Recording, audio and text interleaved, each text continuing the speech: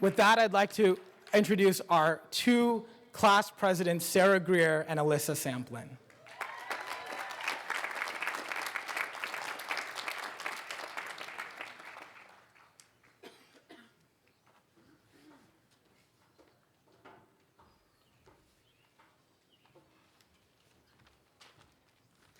Thank you, Sean. Janine Wetzel is this year's recipient of the Dean's Award for Excellence in Service. The award honors,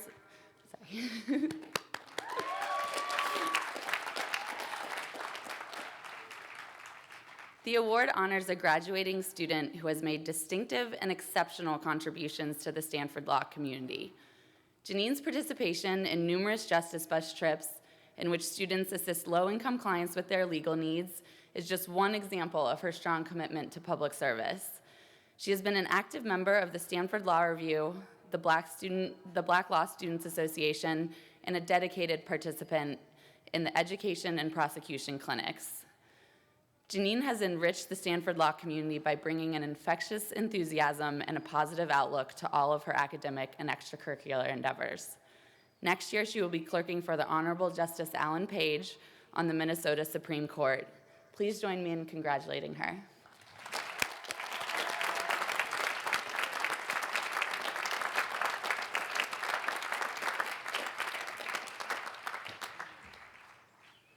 Sorry, Janine, you can come to the stage.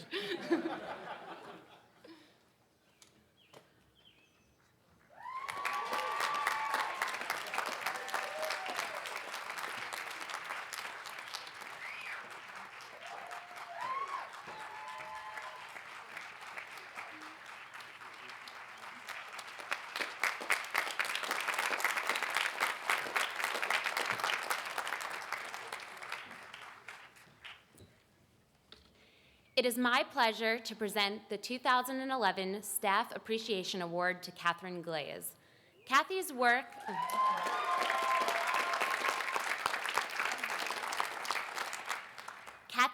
at the law school goes above and beyond the Dean of Students' job description. Her unspoken open-door policy helps to foster a natural and lasting connection between the students and the faculty. We have all counted on Kathy for different reasons and at different points throughout our years here, and I know I speak for all our graduating students in saying that she has been an exceptional role model, class mom, and a close friend. Though we are extremely sad to say goodbye to Kathy, we are so honored to know that she will continue to touch the lives of many talented SLS students in the years to come. Congratulations, Kathy.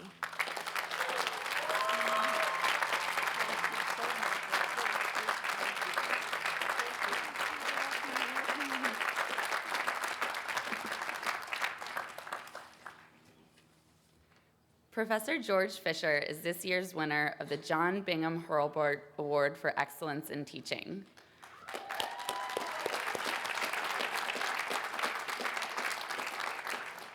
He has taught thousands of students during his time here as an educator.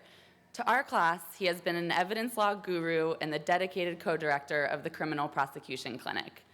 He is an extremely accomplished scholar, and his dynamic style of teaching, integrating film and comical hypotheticals with black-letter law, make him a truly exceptional professor.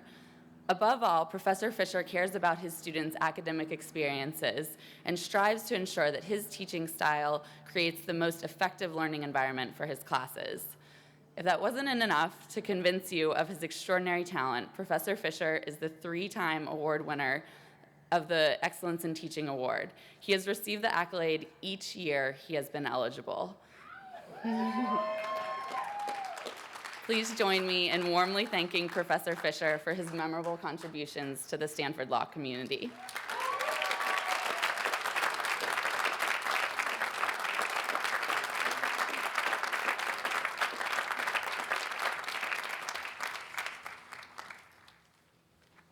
Thank you, Sarah, for that very generous introduction. And thank you all for your invitation to speak with you today. It is a teacher's highest privilege to address a class as you stand at the world's doorstep. Among the great pleasures of graduation is the chance to see you through your parents' eyes. They often can see most clearly how law school has changed you. One year, a proud mother told me of her gratitude to Stanford. When my son came to law school, she said, he had no table manners. Now, his manners are perfect. I didn't dare reply. I didn't dare suggest that with a little discipline around the family dinner table, they might have saved a couple $100,000. I didn't dare confess that we offered no course on table manners. If anyone taught her son how to butter his dinner buns, it was those partners who took him to those fancy law firm dinners. We couldn't offer a course in table etiquette. We had no competent instructor. But now it seems, starting this spring, we do teach table manners. A rich donor was so appalled by what he saw during dinner with students that he urged a remedial program. The course readings address those common quandaries: how to butter that bun, break it first, then butter. We even teach a friendly mnemonic to remember that your bread goes on your left and your water goes on your right. You make a circle with the thumb and forefinger of both hands, and see, your left hand looks like a B for bread. Your right hand looks like a D for drink. And it turns out that is worth a couple $100,000. The New York Times reported in April about a scientific finding that people with good table manners lead longer lives. Well, that's great news for us lawyers, because we love those finicky etiquette rules with all their provisos. Which fork? Always choose the fork farthest from the plate first, except leave the fork above the plate for last, unless the table is improperly set, in which case, use your discretion.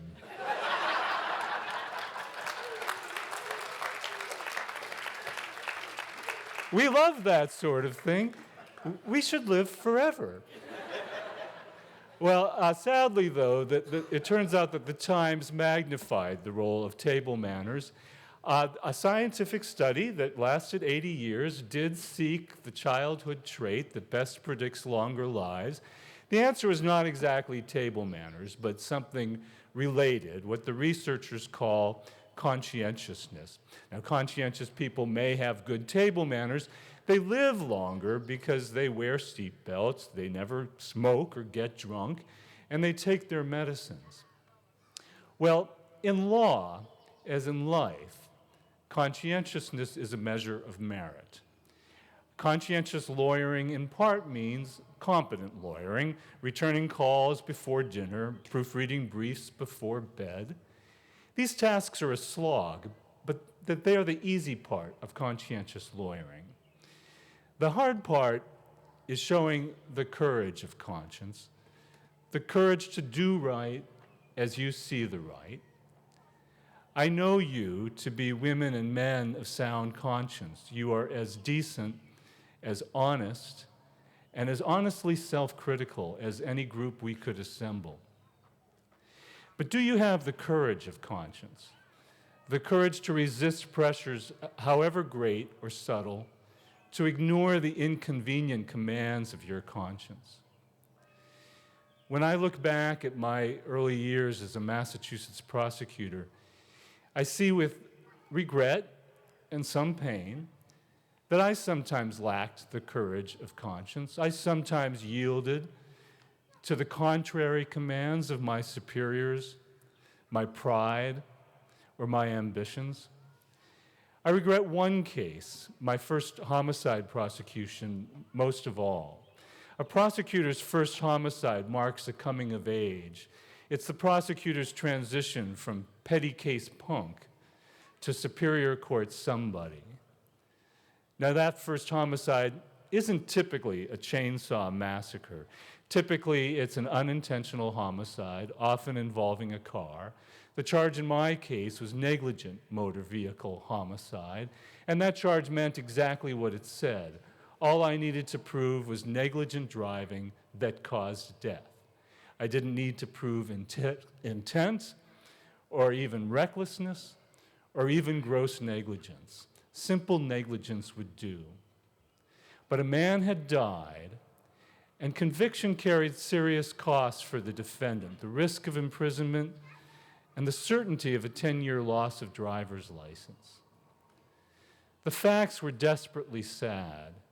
The victim had lived and died unnoticed. He had no job, no known family, no apparent friends. He had only a name and an apartment in an aging, Soviet-style, high-rise public housing project. He was sickly and gray. He walked with a limp and a cane, and he lived behind gray concrete walls. Even to his neighbors, he seemed a stranger. Maybe he ventured out only at night. At all events, he died at night, limping across the busy street that ran along the projects. He fell in the middle of the crosswalk. It seems no one saw him fall or knew why he fell, but he was conscious, and he knew he was about to die. That much we know because the defendant told police at the scene what happened. She had been driving at a normal speed, she said, with normal care, but never saw the man until an instant before she hit him. Even then, all she saw was his arm, waving his cane over his head, warning cars he was there.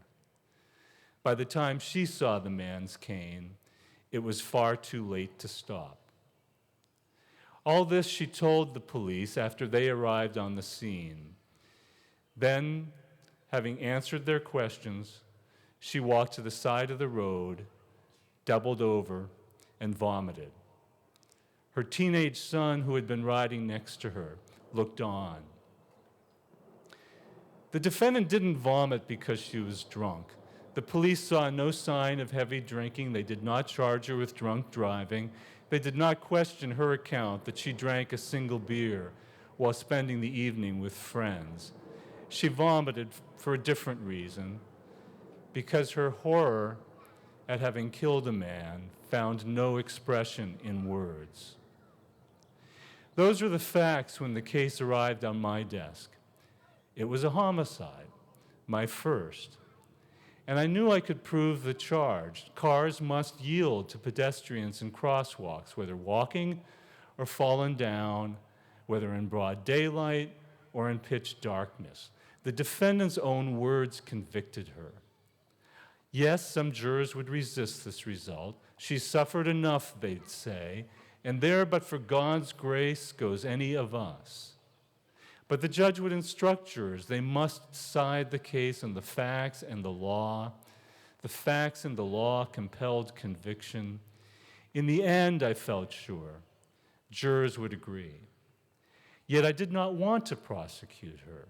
I could prove the charge, but those first jurors were right. Any of us, if distracted for a moment, could have hit that man. A police expert who analyzed the scene confirmed that the defendant had been driving at a reasonable speed, and the victim was already on the ground when she hit him. And the defendant had shown the courage to stop and wait for the police. Had she simply driven off, sworn her son to silence, and gone home to bed, none would have been the wiser. Yes, she had been careless. She killed a man. But she intended no harm and showed great remorse. She posed no likely danger to anyone else. Yet the consequences of conviction could be severe. A 10-year loss of her license could trigger loss of her job and land her and her son on the street. With a homicide on her record, she might never find another job. So I approached the head of our homicide unit, my superior on the case, and explained why I thought we should not press for a conviction. Massachusetts law allowed a middle ground. The judge could defer sentence for a year and compel the defendant to attend a safe driving program and complete community service, and not to drive except for work. At the end of the year, if she complied with the court's conditions, the judge could dismiss the charge. To me, this result seemed proportioned to the defendant's wrongdoing. But the homicide chief was a hard man to move. He was a prosecutor to the core, brother to one prosecutor, husband to another. He and his wife shared 2 state salaries and an old station wagon and scrimped to raise their kids. They had sacrificed a lot to serve the public, and I admired him for that. But he had a chilling lust to win and a contempt for the accused that I could not admire or share. The Supreme Court wrote in 1935, a prosecutor's first ethical duty is not to win the case, but to see that justice is done. He told me I should try that case and demand a conviction. Weeks later, as the case neared trial, I met with the homicide chief again. I was prepared for trial, but could not see the justice in pressing for a conviction. He never budged. He was either unmoved by my arguments or unwilling ever to show leniency, however well justified leniency might be. And so I had a decision to make. I could stand with my conscience and withdraw from the case, or I could cave to his command. There were good arguments for caving. The homicide chief had far more experience. Maybe he knew something I did not. Maybe he saw through the defendant's remorseful facade. Maybe, but I did not think so. I believed he simply knew no other course but winning. And yet I caved. I took that case to trial. Looking back today, I can see the pressures I faced. Had I withdrawn from the case, another prosecutor would have stepped in, angry at being handed my work. The homicide chief would remember my challenge to his authority. He would resent the suggestion that my ethical standards were higher than his. Worse, he would think me a wimp, lacking the backbone for the tough cases. My stature in the office was at risk. I had no desire to spend my career behind a beat-up steel desk in a basement office trying petty cases at the outlying district court where I started my career. I wanted to be downtown in Superior Court trying cases that counted. And so I took that case to trial. To my good fortune, I lost. My problem was not the facts or the law, for both were on my side. My problem was the fundamental injustice of conviction on those facts. Others could see that injustice as clearly as I had. Others had the courage to act on it. That was decades ago. Yet I still look back on my choice with regret. It was a failure of conscience, a failure of the courage to do right as I saw the right. Not long after you walk out our doors, you will face pressures like those I've faced. Pressures to please your boss or client, pressures to succeed or burnish your pride. Sometimes those pressures will accord with your conscience and with the governing rules of ethics. When they do not, take a pause. Set aside the pressures of the moment. Then walk 10 steps down the road and look back on yourselves. Don't leave yourselves wondering, as I did, why your courage went wanting. Thank you.